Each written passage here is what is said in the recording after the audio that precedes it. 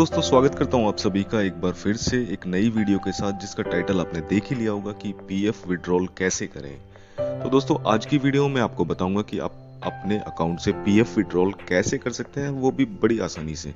तो दोस्तों, सरकार ने पहले लॉकडाउन के दौरान लोगों को होने वाली परेशानी को देखते हुए पीएफ विड्रॉल से संबंधित ईपीएफओ के नियम में कुछ राहत दी थी। ईपीएफओ ने उन लोगों के लिए कुछ जरूरी सवाल जवाब जारी किए हैं जो पीएफ एडवांस की सुविधा लेना चाहते हैं। अप्लाई करने से पहले ये जानना जरूरी है कि आप कितनी राशि निकाल सकते हैं, क्या आपकी कंपनी इसके तहत योग्य है और क्या इस राशि पर टैक्स लगेगा। क्योंकि एक एडवांस है, इसलिए कर्मचारी को निकाली गई राशि को वापस पीएफ अकाउंट में डालने की जरूरत नहीं है। दोस्तों, पीएफ एडवांस या पीएफ विड्रॉल का नया नियम देश भर में सभी संस्थानों पर लागू होगा।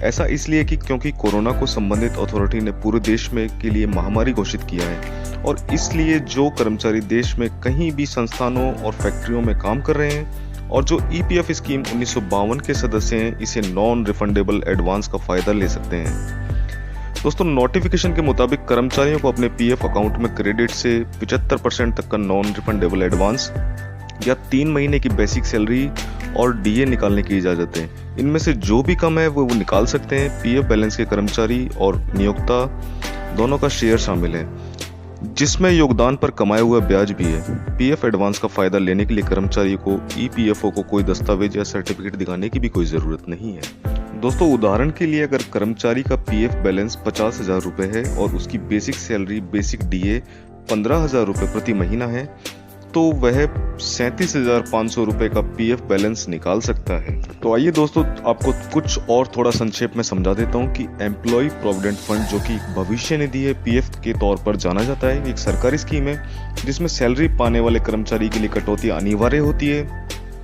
इस स्कीम में कर्मचारी और नियोक्ता दोनों को प्रति माह कर्मचारी की सैलरी से बेसिक 10% योगदान देना होता है। वहीं यह प्राइवेट संस्थाओं के लिए 12% होता है। कर्मचारी और नियोक्ता प्रति माह ईएफओ में योगदान करते हैं। वैसे तो ईपीएफ अकाउंट में जमा पैसा या उसका हिस्सा कर्मचारी द्वारा रिटायरमेंट या फिर नौकरी छोड़ने के बाद निकाला जा सकता है, लेकिन इस कोरोना महामारी के चलते लोगों को पैसे की जरूरत है और कर्मचारियों के लिए मुसीबत का समय देखते हुए ईपीएफओ ने अमाउंट का एक हिस्सा निकालने की मंजूरी दी है।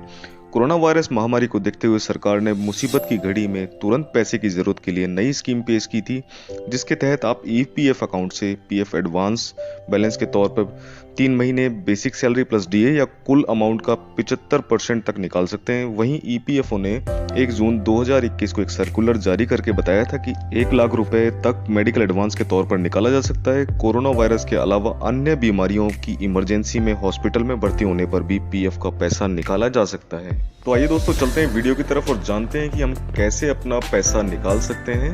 वीडियो को ज़्यादा लेंथी ना करते हुए आपसे गुजारिश करता हूं कि अगर आप चैनल पर नए हैं तो मेरे चैनल को सब्सक्राइब जरूर करें, ताकि ऐसी वीडियोस मैं आपके सामने लाता रहूं हमेशा।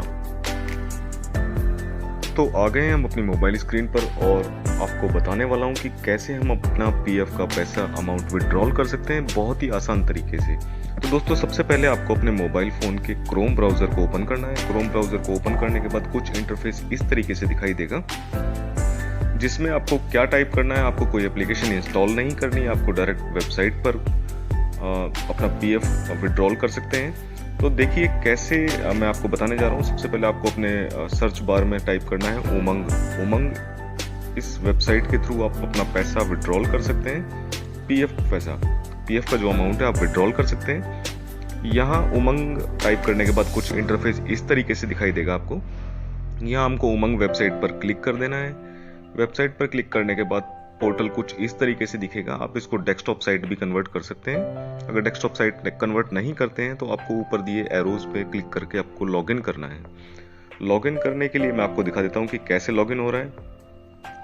यहाँ आपको लॉगिन कर लेना है। लॉगिन मेरा ऑलरेडी पहले से हुआ है, तो इसलिए आपको लॉगिन एक बार करना होगा। मैं आपको लॉग आउट करके दिखा देता हूँ कि लॉगिन कैसे होता है। लॉगिन करने के लिए क्या क्या चीज़ें ज़रूरी होती हैं। सबसे पहले मैं आपको फिर से लॉगिन करके दिखाता हूँ कि आपके सामने कुछ लॉगिन का पोर्टल इस तरीके से आएगा। आपको यहाँ लॉगिन पे क्लिक कर देना है। लॉगिन कर देने के बाद अगर आप नए यूज़र हैं तो आपको नीचे क्रिएट अकाउंट करना है। क्रिएट अकाउंट पे जो मैंडेटरी फील्ड्स आपके सामने दिए जा रहे हैं वो आपको फिल कर देने। और आप पहले से यूज़र हैं तो आपको अपना मोबाइल नंबर डालना है। जैसे मैं आपको डाल के दिखा देता हूँ कि कैसे हम लॉगिन कर पाएंगे। यहाँ आपको एक एम पिन बनाना होता है जो पासवर्ड की तरीके से होता है, वो आपको लॉगिन कर देना है उसको डालने के बाद। यहाँ लॉगिन कर देने के बाद कुछ पोर्टल इस तरीके से दिखाई देगा।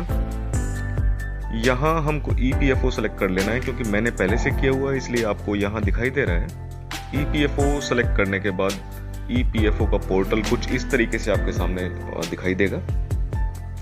यहाँ बहुत सारे ऑप्शन दिए हुए हैं। यहाँ आपको क्या करना है पैसा निकालने के लिए एडवांस के लिए, तो सबसे ऊपर जो ऑप्शन दिया हुआ है रिक्वेस्ट फॉर एडवांस कोविड-19, यहाँ आपको क्लिक कर देना है। यहाँ आपको क्लिक करने के बाद सबसे ज़्यादा मैंडेटरी चीज़ जो आपका UAN नंबर है वो आपको यहाँ आवश्यकता होगी उसकी, तो यहाँ हम अपना UAN नंबर डाल देते हैं। और नीचे एक ऑप्शन दिया हुआ है गेट OTP। गेट OTP हम जैसे ही करेंगे वैसे ही हमारे जो EPFO से रिलेटेड मोबाइल नंबर जो वहाँ जुड़ा हुआ है उस नंबर पर एक OTP आएगा। गेट OTP करने के बाद देखते हैं हम अब हमारे पास एक OTP आने वाला है। OTP का इंतजार कर रहे हैं।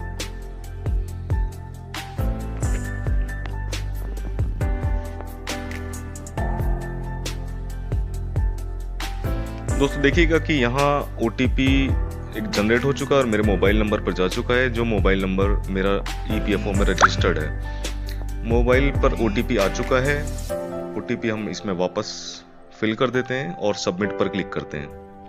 सबमिट पे क्लिक करने के बाद यहाँ एक जो पोर्टल खुल के आया है उसमें मेरी सारी डिटेल्स मेरे सामने हैं, जिसमें मेरा Aadhaar number, PAN number, bank account यहाँ मैंडेटरी आपको डालना होता है, IFSC कोड, बैंक का एड्रेस। तो यहाँ मैं अपना बैंक अकाउंट नंबर डाल देता हूँ। मैं आपको विड्रॉल करके दिखा रहा हूँ कि कैसे हम पैसा विड्रॉल कर सकते हैं। यहाँ मैंने अपना बैंक अकाउंट नंबर डाल दिया है, उसके बाद नेक्स्ट पर क्लिक किया है। नेक्स्ट पे क्लिक करने के बाद आपकी मेंबर आईडी शो हो रही है कि आप कौन सी मेंबर आईडी से जुड़े हुए हैं, कौन सी स्कीम से जुड़े हुए हैं। उसके बाद फिर आपको नेक्स्ट पे क्लिक करना है। नेक्स्ट पे क्लिक करने के बाद आपको अपनी लोकेलिटी डालनी है कि आप कहाँ से बिलोंग करते हैं, आपकी आईडी पर क्या है, और वहाँ से आप सारा जो आपका एड्रेस आपकी आईडी से जुड़ा हुआ है वो आपको एड्रेस यहाँ फिल कर देना है। यहाँ डिस्ट्रिक्ट और मतलब जो भी मैंडेटरी फील्ड्स दिए हुए हैं वो आपको फिल कर देने हैं, और उसके बाद पिन कोड और फिर नेक्स्ट क्लिक करने के बाद दोस्तों यहाँ थोड़ा देखने वाला पॉइंट है कि यहाँ आपको क्या करना है। यहाँ एलिजिबल क्लेम टाइप्स, यहाँ आपको क्लेम का प्रकार चुनना है कि आप किस टाइप का। तो यहाँ एक ही प्रकार है जो कि एडवांस का फॉर्म नंबर 31 है, ये सिर्फ यहाँ एक ही प्रकार है। आपको 31 सेलेक्ट कर लेना है और नीचे एक ऑप्शन दिया हुआ है purpose for which advance is required, आप किस कार्य के लिए एडवांस चाहते हैं। तो दोस्तों यहाँ थोड़ा सा नेट स्लो होने की वजह से आपको प्रॉपर नहीं दिख पा रही है वीडियो। तो यहाँ आपको क्या करना है कि आपको पर्पस सेलेक्ट करना है कि आप किस पर्पस के लिए लोन ले रहे हैं और अमाउंट कितना चाहते हैं। उसके बाद नीचे आपको अपनी बैंक पासबुक या फिर चेकबुक की कॉपी जिस पर अकाउंट नंबर साफ दिखाई दिया हो वो आपको अटैच कर देनी है। लेकिन ध्यान ये रखना है कि वो 100 MB 100 MB के आसपास हो, उससे ऊपर ज़्यादा ना हो, क्योंकि वो अटैच नहीं होगी और आपको परेशानी हो सकती है। तो इसलिए उस चीज़ का थोड़ा ध्यान रखें कि आपको सिर्फ 100 MB तक की ही फाइल अटैच करनी है, जिसमें आपकी पासबुक हो, जिसमें आपका अकाउंट नंबर, आपका IFSC कोड सब कुछ साफ दिखाई दे, या फिर आप चेकबुक भी ले सकते हैं। अपलोड करने के बाद, अमाउंट लिखने के बाद, पर्पस लिखने के बाद आपको यहाँ क्लिक कर देना है चेक मार्क जो लिखा हुआ है, और नेक्स्ट पर नीचे गेट आधार OTP। नेट स्लो होने की वजह से आपको नहीं दिखा पा रहा हूँ मैं। नीचे एक ऑप्शन दिया हुआ है गेट आधार OTP। आप जैसे ही गेट आधार OTP करेंगे तो आपका जो आधार नंबर लिंक है उस नंबर पे एक OTP जाएगा। OTP आपको फिल करके वापस से यहाँ डालना है और आपका क्लेम सबमिट हो जाएगा। मुश्किल से 2 या 3 दिन में आपकी भरी हुई राशि अगर आपके अकाउंट में है, अभी देखिए यहाँ आ चुका है आउटब्रेक फॉर पैंडेमिक कोविड-19। अभी सपोज मैं यहाँ 50,000 रुपये लिख देता हूँ। 50,000 रुपये लिखने के बाद मुझे अपलोड कर देना है। अपलोड कर देने के बाद यहाँ क्लिक करना है। क्लिक करने के बाद मैं देखता हूँ कि एक गेट आधार OTP जो मैं आपको बता रहा था वो आप डालेंगे, आपका क्लेम सेटल हो जाएगा मुश्किल से 2 या 3 दिन में। तो दोस्तों अगर आपको वीडियो पसंद आई है तो मेरे चैनल को लाइक एंड सब्सक्राइब जरूर करें और अपने दोस्तों के साथ शेयर करें ताकि ऐसी जानकारी स्प्रेड हो सके, पहुंच सके बहुत सारे लोगों तक। तो धन्यवाद दोस्तों वीडियो देखने के लिए।